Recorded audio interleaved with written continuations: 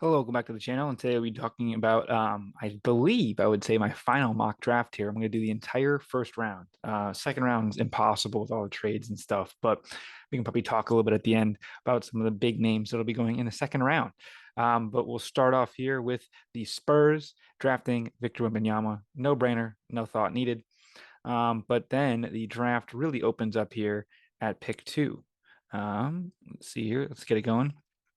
As of now, the favorite is now back to Scoot Henderson. Will it be Charlotte that does it? I don't think so. I do think it's going to end up being a trade here, um, involving Zion and probably Gordon Hayward. I don't even know if they have any like other guys they could want with them, but I know that they're actively trying to trade down here, and I'm going to have a few trades actually in this one, and we're going to go with the where are they? Pelicans. They're going to trade uh, 2 for 14, um, and Zion as well. Let me add in little notes here and put Zion, just so when we look at the end, you can remember. And they're going to move up and take Scoot Henderson. I think that this makes a lot of sense. They kind of did pretty well without Zion last year. Obviously, would need him and want him, but with all the crazy stuff that's going on off the court, we will just leave it at that. They're going to be taking Scoot Henderson, number two. Number three, we got the Blazers taking Brandon Miller. Stick and pick here, get another wing scorer. I would not be surprised if this pick gets moved and Brandon Miller goes to like the Wizards, but I don't know. Right now, this is what I'm going to have happen with them. Rockets take Amen Thompson. This is kind of a done deal at this point. It seems like he's one of the other locks in here. But then at pick five, it gets interesting. We've got a few different rumors whether the Pistons decide to move up and get maybe a falling Brandon Miller at three, or if Jerace Walker is the pick at five. That's probably the thought now. I would like it to be Cam Whitmore personally, but I don't think I really see that happening. So what we're going to do here um, is we will trade with the Utah Jazz. This is the rumored trade. It is going to be 6 and 9, or 16 and 9 for 5. That'll be the trade. And Utah is going to trade up and take Cameron Whitmore. He was going to go 5. It's a good pick, I think, in Vegas. You can bet him at plus money now because they're like, oh, Pistons don't want him. But I don't think Pistons are going to move down. So that makes a lot of sense. Magic, they're at pick 6. Based on everything we talked about in the Asur Thompson video, they canceled his visit. I think he goes pick 6 at the lowest. Maybe a team goes up to 5 with the Pistons and takes him, or the Pistons take him at 5. I doubt that last one, but I would not be surprised. Now we have the Pacers, and this is where it gets interesting. Whether it be Jerace Walker or Taylor Hendricks, who really knows? I think they go for the upside, defensive big court of him and Miles Turner, two in the front court. And sorry, front court, excuse me. Unbelievable defensive front court there with those two. And with Miles Turner able to stretch the floor, it kind of helps the fact that Jerace Walker isn't the best shooter out there. Wizards now on the clock. They need a boomer bust guy here. I would not be surprised if they take someone farther down, but I think Anthony Black is the deal. I'll have a video on him tomorrow. It might be tomorrow morning if some crazy stuff goes down and I need to get a video out with some stuff going on. That'll be there. Now the Pistons find themselves at 9. They trade down and take Taylor Hendricks. Now this is going to be awesome. I think he's a great kid, great player, and then he slips down to here. Absolute great scenes for the Pistons. Great scenes for the Pistons. Now Mavericks have been trying to get out of this pick as well. I think the Pistons could potentially trade back up here, but I do not see that happening. They're going to stick in pick and take Derek Lively. This is kind of a pick that's really starting to be like, hey, they need a center. This guy plays defense, and that really checks out pretty much all their needs right there. Now going forward again, pick 11, Grady Dick here. I don't see him falling again. I said past 11 makes too much sense. Also, it was a really funny pun with the backcourt there. And here we have the first of some of our guys that we could be potentially seeing taking a big step forward and leaping up the boards here, and that's Kobe Buffkin of the Thunder. That's a big rumor right now. I personally don't think it makes much sense. I think the pick that makes way more sense to them is Carson Wallace. Pair him with Shai Gilgeous-Alexander. He's more of a defensive guard. I really like that pairing significantly better than the suggestion of Kobe Buffkin. But speaking of Kobe Buffkin, he goes right here to the Raptors. A bigger guard, can have a good backcourt pairing with potentially Scotty Barnes if they slide him back to shooting guard. I doubt it, but I believe Gary Trent is starting there right now. So that makes a lot of sense there. Hornets move back. They get a power forward slash center in Zion. Now they got to address the point guard position. Nick Smith out of Arkansas. That'll be the pick for them. This just makes a lot of sense to me. I just think that it's a need, and it helps them out.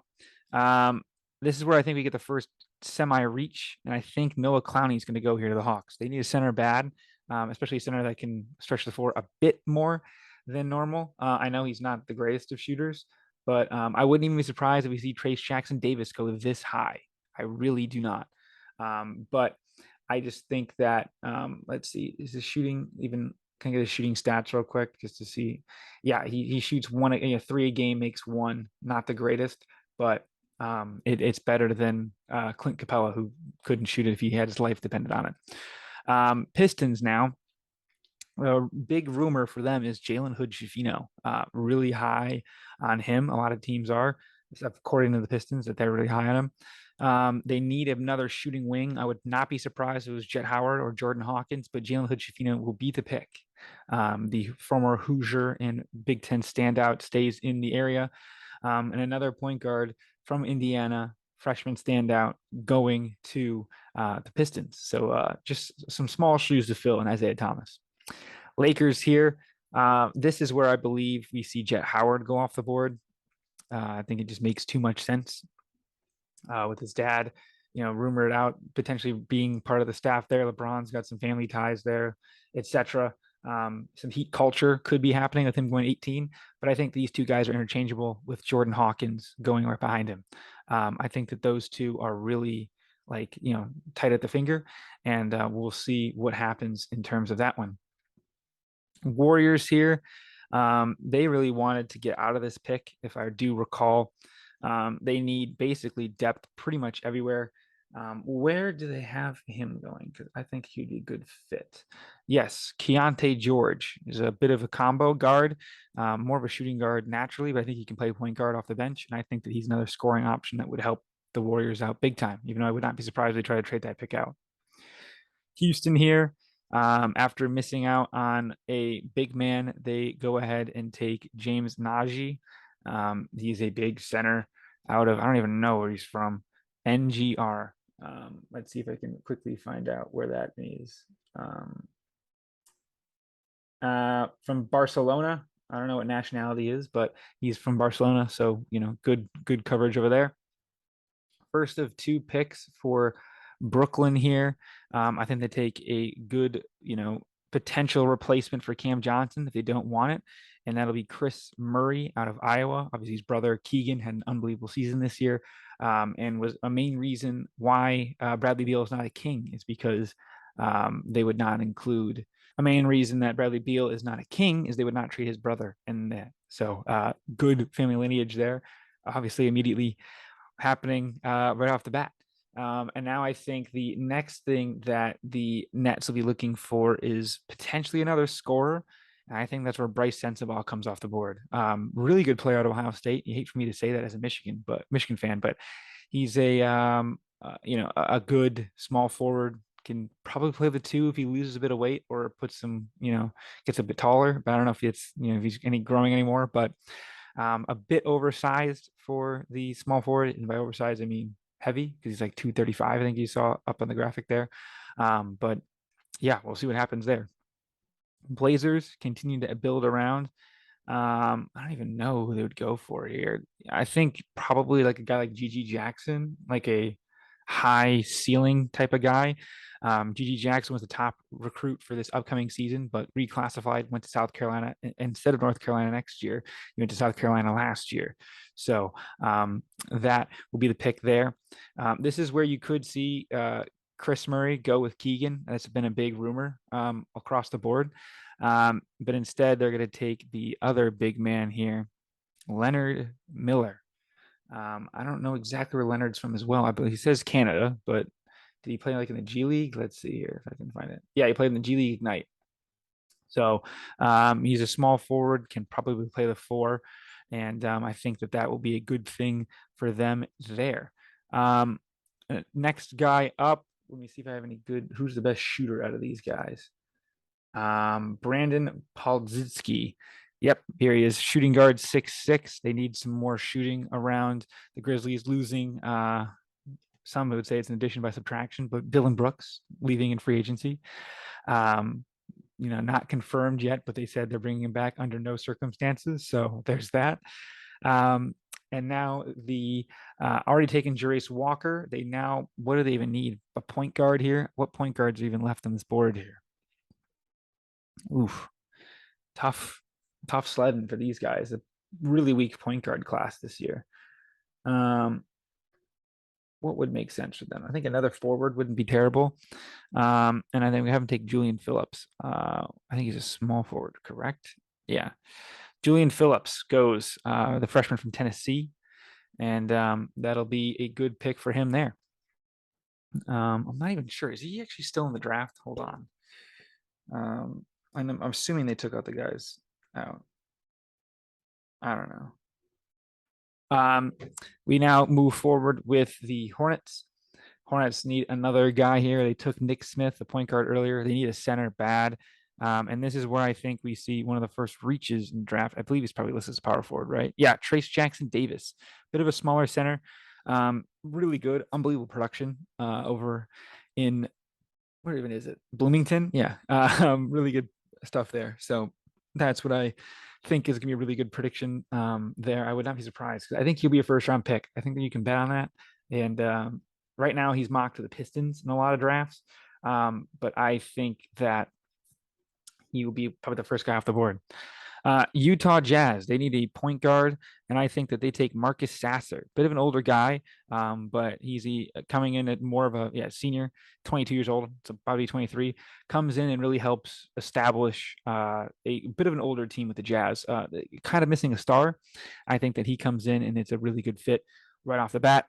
Pacers take best available here. It's going to be the kid out of Duke. What's his name? Dariq Whitehead goes here. And then the last pick of the first round was 30, right? Which is the Clippers are on the clock, and they need a point guard and a center. They're going to get a point guard in the draft. Their center will be. They can't take Adama Sanogo, right? What other centers are actually pretty good here? Let's see. I'm going to look at this because I think they do need a center as well. Makes sense because they use what's his name not often. Adama Sanogo, Colin Castleton. I think Colin Castleton can make sense here. Probably a big shock that he goes this high in the draft, but if you're that good of a team, you'll take a guy for need. So here is the leftover picks here. Not leftover picks, but here's what the picks are going to be for everyone involved. And the Pistons will be on the clock at 31. I would not be surprised if they trade that pick, but it's basically a first rounder. Some of the guys that were on their board there, let's see here. Any guys I can remember quickly on the board. Ryan Rupert, the Frenchman from the New Zealand Breakers, on the board still. Colby Jones, Max Lewis out of Pepperdine, Andre Jackson Jr. out of UConn. I think he went back. Julian Strother out of Gonzaga. Kobe Brown, I think would be a really good pick. Power forward out of Missouri. I actually like that one a lot. Kind of plays like a big two. Seth Lundy, great shooter out of Penn State. Would not hate him up there. Imani Bates, obviously, would be pretty funny. The Pistons get Imani Bates a few years removed. or even a guy like Isaiah Wong, big shooting guard, point guard, combo guard out of Miami that helped lead them to the Final Four. But I think it'd be probably an older player. But this is what I have for the Pistons, taking Taylor Hendricks and Jalen Hood-Schifino. Would not be surprised if it's Chet Howard or one of these guys around here. But we can get more into like maybe some picks, predictions, bold predictions probably. We'll do tomorrow. I'll do might post this one later tonight. Tonight being Tuesday, and then have what's it called in the morning? A quick Anthony Black video coming out because I want him there. Because again, at the Pistons trade back to 9, it could be a guy that they target, a 6'7" shooting guard that kind of can play point guard as well. But yeah, that's all I have for now. Please like and subscribe, and let me know down below what you think will happen in the draft. If there's any bold predictions that you have. Uh, yep. Thanks for watching. Subscribe, please. And yeah, we'll see you later. Peace.